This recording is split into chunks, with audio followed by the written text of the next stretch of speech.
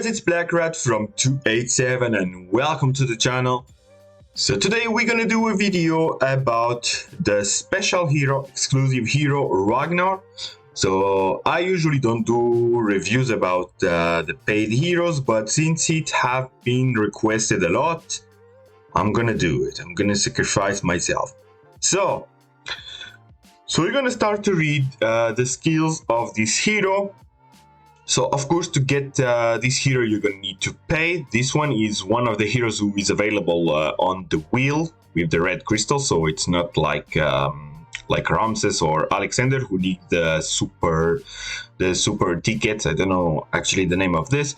So they are those heroes that you have on the wheel are a little bit cheaper than the royal. I guess it's a royal ticket, something is the others. So what we know about this guy, so it's supposed to be a support and it's a general hero. So it's going to be like Cleopatra. It means that you can put him with the troops that you want. Also Hellfire like this. So let's read his skills. So let's start with Fearless Man. So prey battle skills. We have a range of 5. So each round restores some troop power for the hero. So it's a heal for himself because hero squad. Recovery rate 180%. It's a really very decent heal. Really good heal actually. Decent heal. So each round, so doesn't matter. There's no percent. Each round you're gonna restore, you're gonna heal yourself 180, so only your squad. If the hero squad has a troop power higher than 60% before the restoration, so if the hero have more than 60% health, but before the heal, so it's not gonna work after the heal, it's before the heal, all the squads gonna get 7.5% evasion rate. Last till the battle end. Stackable for 4 layers. Okay. So this is gonna be like this. Before you have the heal that you're gonna have for all the rounds, the 180%. So if the hero have more than 60% health, all the squads gonna get 7.5%. But if the next round, for example, he still have 60% of his health, he's gonna add more 7.5%. That's how I see it's gonna. I'm gonna try to read it again. Before the restoration, all the squads can gain rate last till the battle end. Yeah. That's exactly like this. So the thing is, in the first round, for example, so you're gonna get 7.5% evasion rate for all the squads. If in the second round you still have more than 60%, you're gonna add 7.5, and third round 7.5, and fourth round 7.5. So after 4 rounds, if this hero have still more than 60% of his health, you're gonna be able to benefit of the maximum of the percent that you can get the evasion. So it's gonna be 7.5. So 4, it's gonna be 30%. So you're gonna have 30% evasions for all the heroes in the squad until the battle ends, maximum. That's how it is. So of course, to stop this, you're gonna need to use heroes who do a lot of damage in the first rounds. So you're gonna down him under the 60%. So this way he's not gonna be able to increase the evasion that he have. So interesting skill. The healing is really great. The evasion is yes, okay, so this is going to be important to pair him with heroes who do evasion, and I already know one who's going to work very well. Not a bad skill. So, PH, we have a range of 5, and it's going to target 3 random enemy squads. 3. Whoa. So in round 1, 3, 5, and 7 deal 160%, 320%, 480%, and 640% damage to all the enemy squads respectively. This is huge actually. The damage here are huge. So it's going to only be target on the rounds that you see there.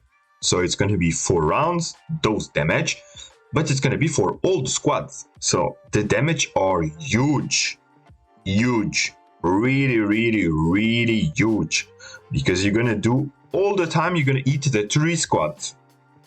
So of course the first round it's not okay, but after already the third round gonna do tons of damage. But obviously you don't do this all the rounds, of course.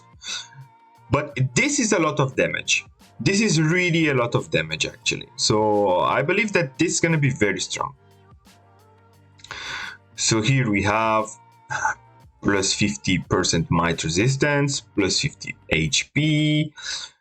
Okay. In the 7th skill we have might. And the last skill, Common Raven. So type, pre-battle skill, 5 range, 3 random friendly squad. So it's a buff for your friends.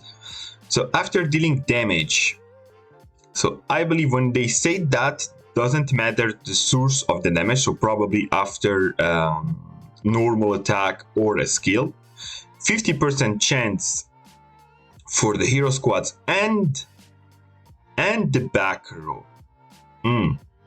Okay, they say 3 random squads in the target, but it's only going to be 2 actually, because you're going to only buff yourself and the back row. That's what it's written, right?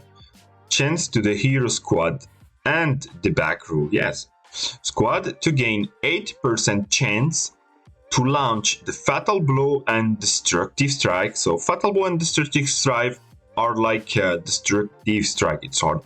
It's like a kind of mark that you're going to apply on the enemy and you're going to do more damage on him. So it's going to increase 8% chance to launch Fatal Blow and Destructive Strike. Last till the battle ends, stackable for up to 5 layers.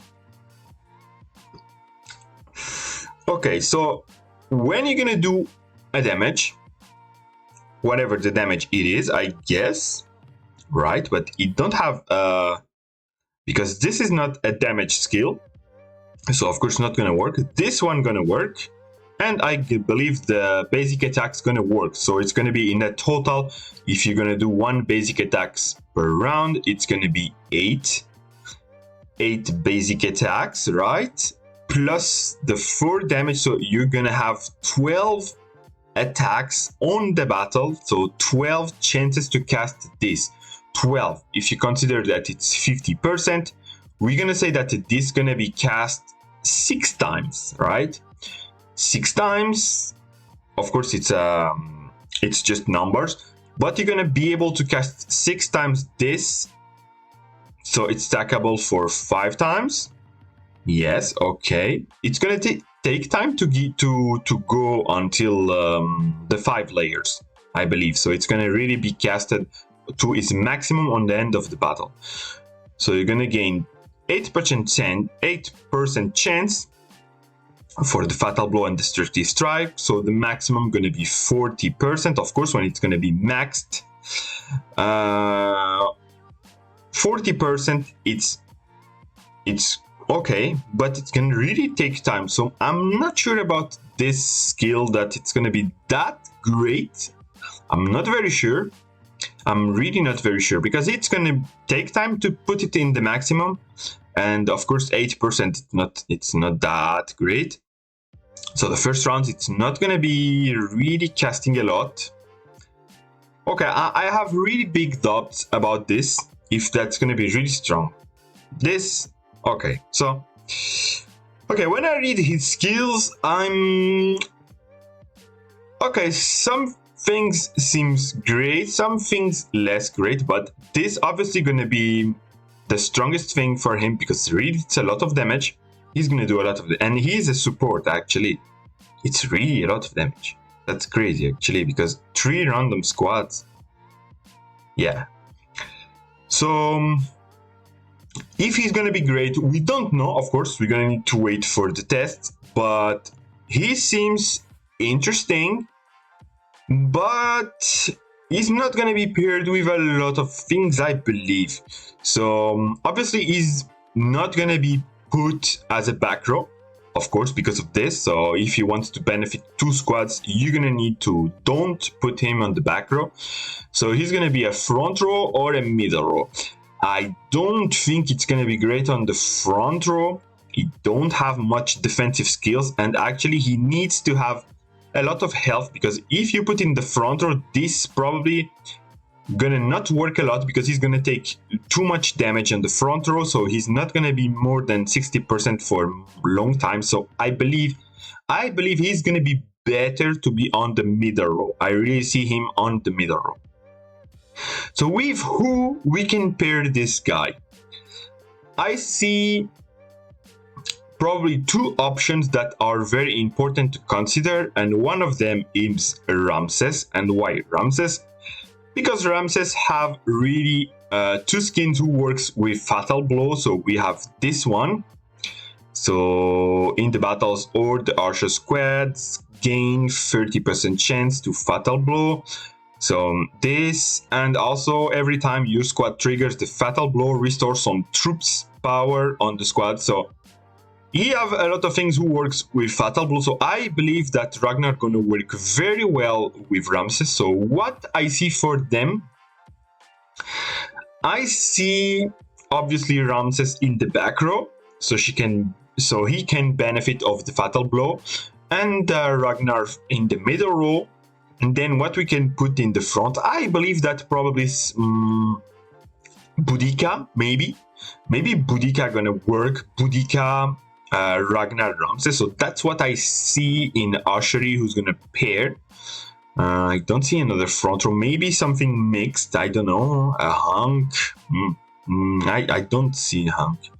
Yeah, for me, something like Boudica, Ragnar, Ramses. But for sure, Ragnar gonna be paired with Ramses. And then what I see more, and actually I saw a few tests, so after when I read the skills I understood why. I see Ragnar. So why Ragnar? Actually not because of the Fatal Blow and Destructive Strike. For me, what's going to be important with him going to be with this skill, because in this skill, so the last part is the one who is important for him. So the first time you dodge damage in each round, 100% chance to cast the skill with no cooldown period triggered this time.